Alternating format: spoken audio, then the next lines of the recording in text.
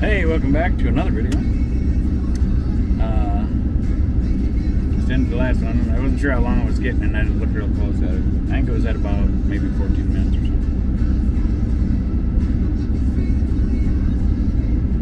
something. So, I guess I should probably shut this off so I don't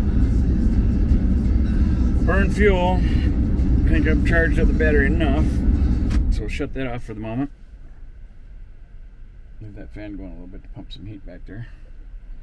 I forgot what it was. That just that thought just went. Phew. There it goes.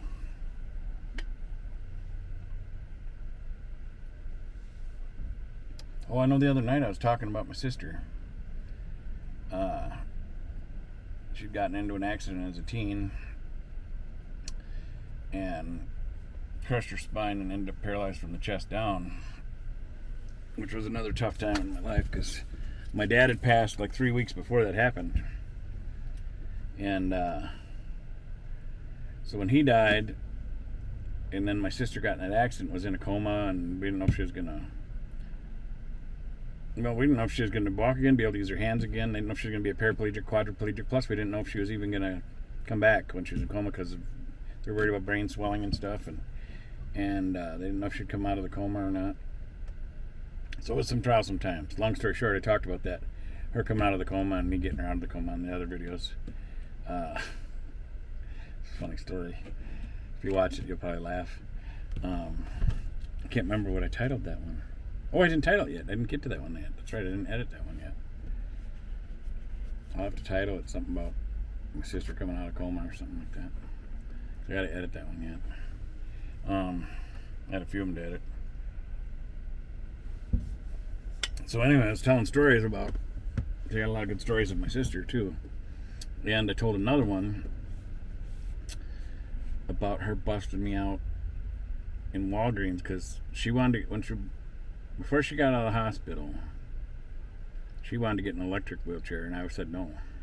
I felt like I was kind of being my dad and me at the same time, trying to do what's right for my sister. And my stepmom, she was lost in it all, which is understandable because my dad had just died, and then a few weeks later, their baby girl, who's a teenager, gets in an accident, and is now in a coma and fighting for her life.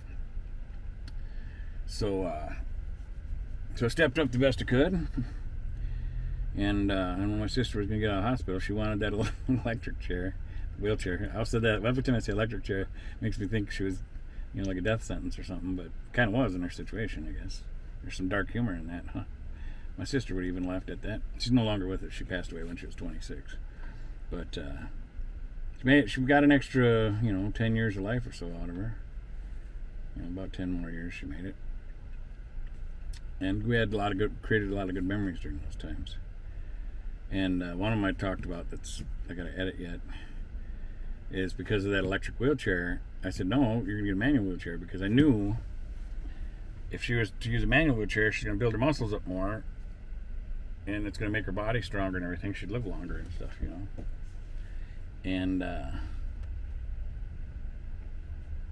so when she got to order, she came home in a normal, regular wheelchair or whatever, but she was going to get to order, or she did order or something like that, fancier one that was hot pink and black and, all stylish, so, which is great, it helped. It was kind of a little bit of a boost for her situation, something a little bit fun for her to do, because that's a big change, in your life.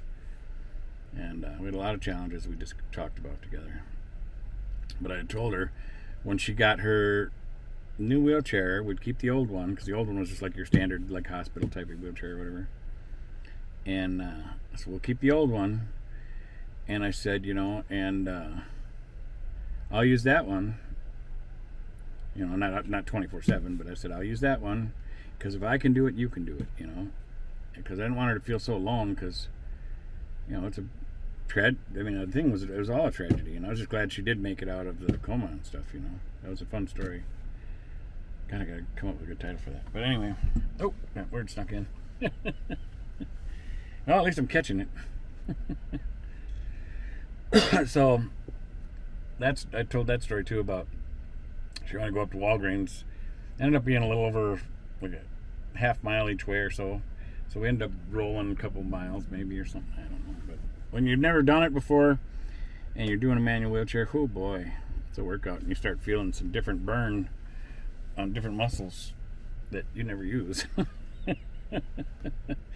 but there's funny stuff in that story too, because when she said to me, well, let's come on, go to Walgreens with me. I want to shop and get a couple things. It's like, all right. So I grabbed had my shoes on or whatever I had to get to go, because it was during the summer and or spring or something. So it wasn't in the winter time. And so I get ready to go, and I go to grab the back of her wheelchair. The handle's on the back of her new fancy wheelchair to push her, and she says, what are you doing? So I was going to push you so you don't have to work so hard, She said, She points at the other wheelchair or whatever, She said, if you can do it, I can do it. Using my own words at me. I was like, yep, I did say that, So it's a funny story. She busted me out in Walgreens because I cheated.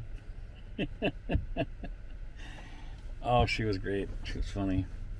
So I was going to tell more stories about her. And I got sidetracked here, just kind of reiterating that other story. But you have to go back at the other video to see it. It was funny. I was so embarrassed. My goodness gracious. But she, God, we did a lot of fun stuff together, me and her. And actually, in a way, for a while, I almost felt like, because my mom's always talked to me about blessings in disguise.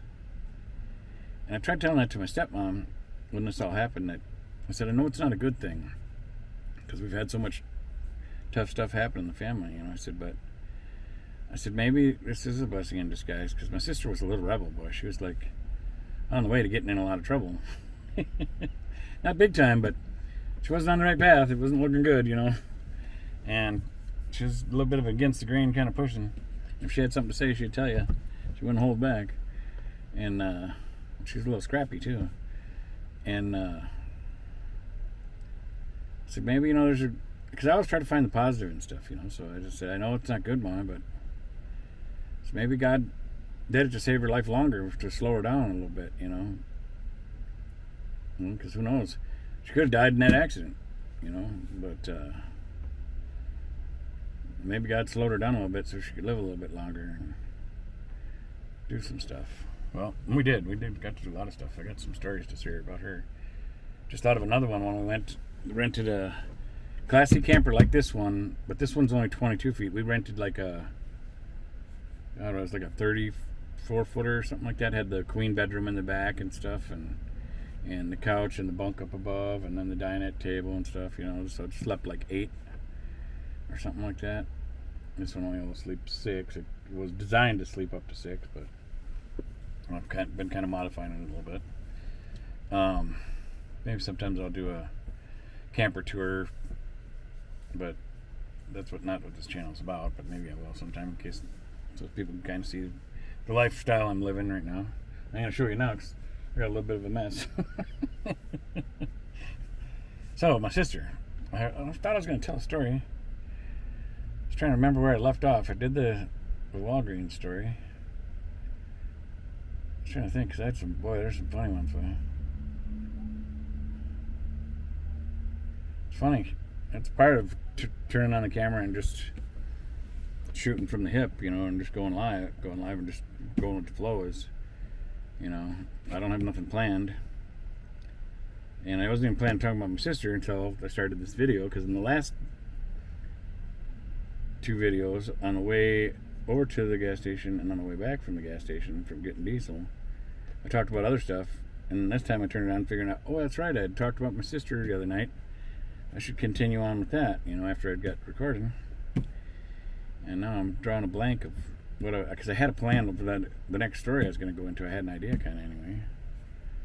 Because when I recorded the last one last time, I thought, next I should talk about that. And I can't remember what it is. I'm trying, but I can't think of it. So it'll come back to me. Maybe I'll have to film it on a different day.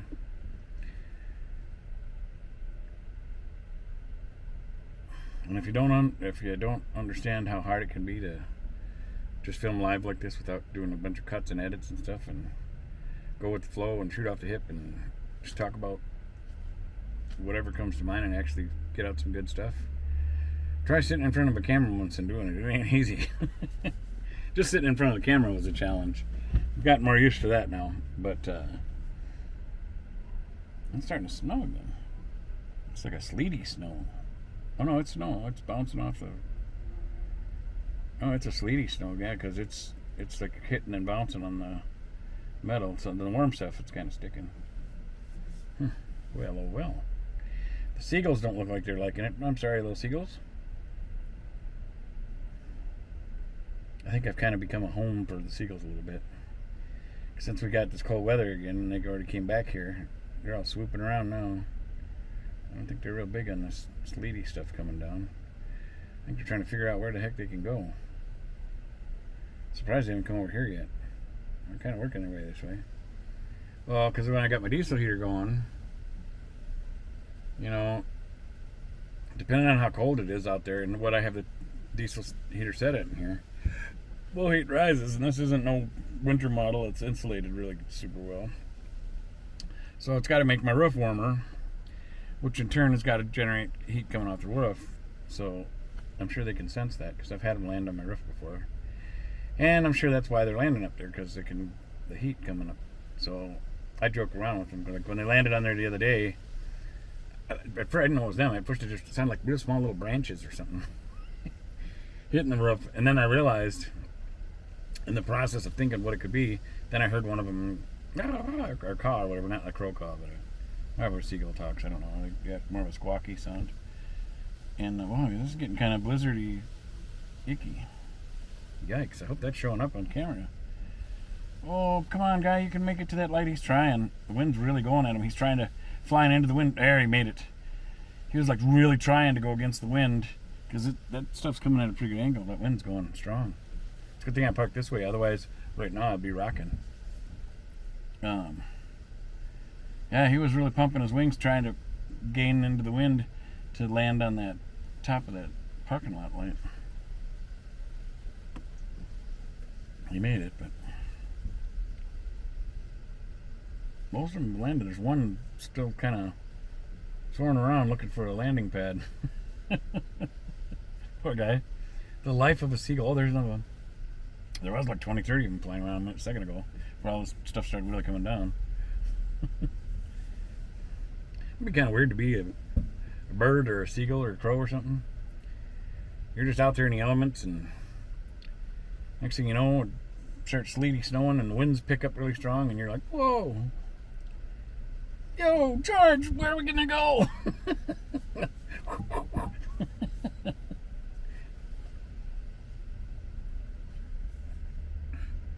I don't know. I think, well, see, now they got the LED neons for businesses and stuff because they're cheaper to make and stuff, but they don't put out heat because they're LED. In the old days, the neons used to get warm and put out heat, so birds could go to those businesses for shelter, even though the owners probably didn't like it. I remember my grandpa on Robert Street. I'd walk with him, and there's a Firestone tire place, an auto shop, and the Firestone letters had the neon lights around them, and so any of the letters that had a round hole, like say an O in the middle with the neon lights around the O, well, to keep it warmer in there, it's out of the wind, plus you got the heat of the neon light.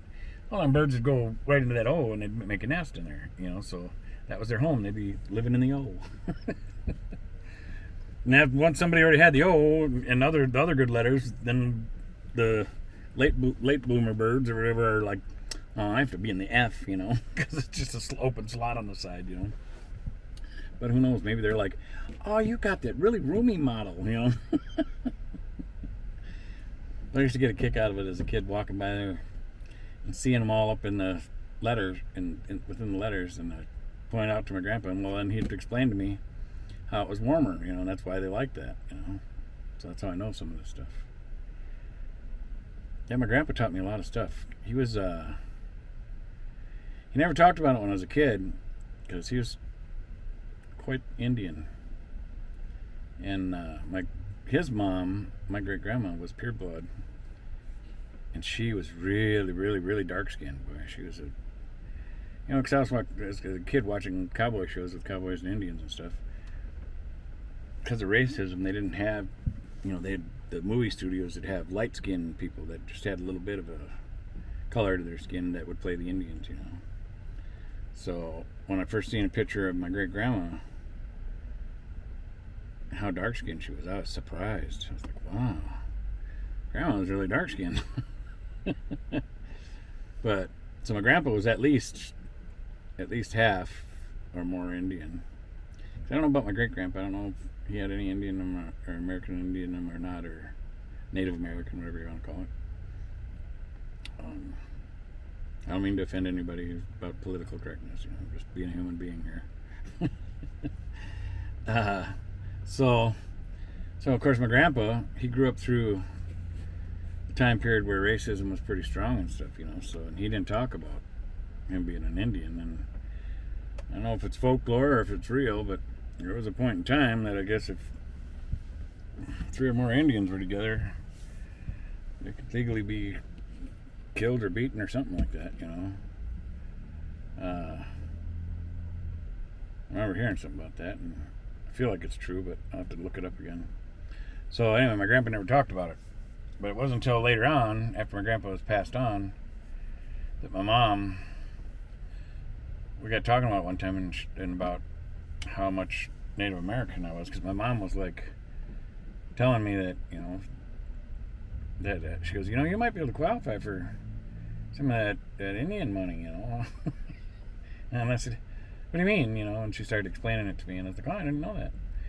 And I did think about calling my aunt down south and asking her, because there's like 2 different big casinos up here, and I was going to ask her, like, if I was going to tease her and be like, hey, Aunt Opal, I was wondering, am I more Mystic Lake or am I more Grand Casino? Or something. Just to be silly. But anyway, because the tribes got casinos and all or whatever. But so when my mom told me that, it was a big revelation for me.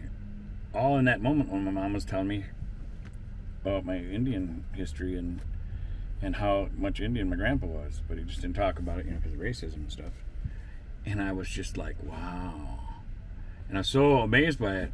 They were like, what? I said, I know my Indian name. And my mom and my brother were like, what? And I said, Eagle Eye. Because my grandpa, all my life, that's all he ever really called me was Eagle Eye. Very rarely did he call me Darren. I think he might have maybe called me Darren 3 to 5 times in my life or something that I can remember.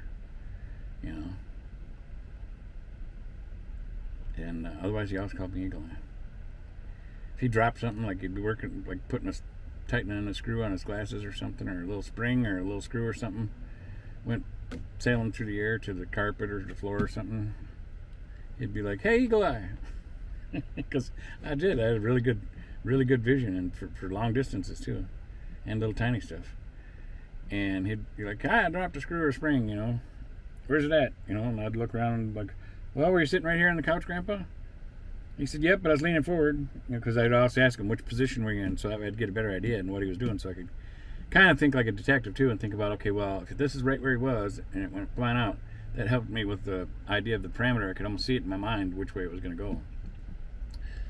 So then and almost instantly I'd look and be like, there it is, Grandpa, And I'd pick up this little itty bitty thing, and he'd just shake his head in amazement, like, wow, kid does it every time,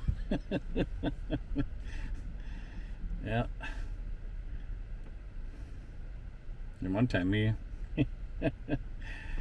and part of it was, skill and luck too, though. There had to be maybe some luck in it. Maybe not. Maybe it was all skill. I don't know. Maybe it was just spiritual or something. I don't know.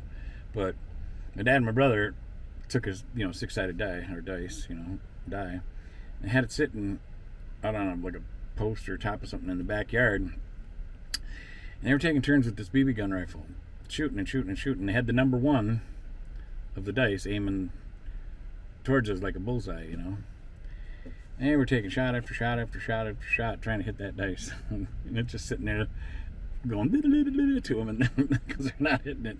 And I'm laughing. And they're like, what's so funny? I said, you two shooting at that dice and can't even hit it. And they're like, all right, smart Alec, see if you can do it.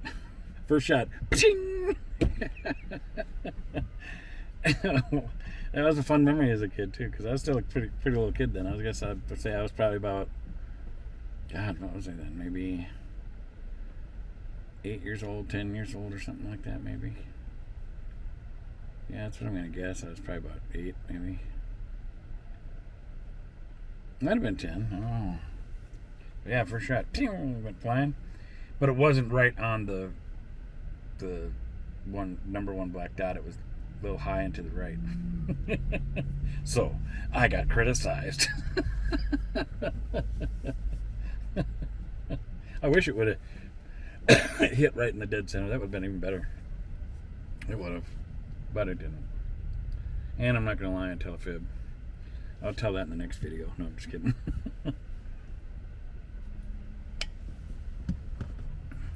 Well, there's some bouncing around story. I couldn't remember the one about my sister. Maybe it'll come to me later. But once again, as always, I hope you got something out of this.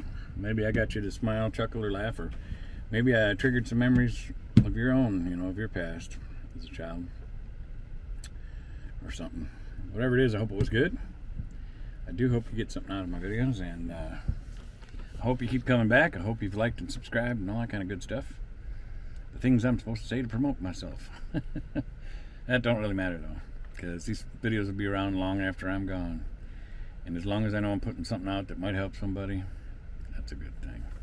So once again, God bless you, and we'll see you on the next one.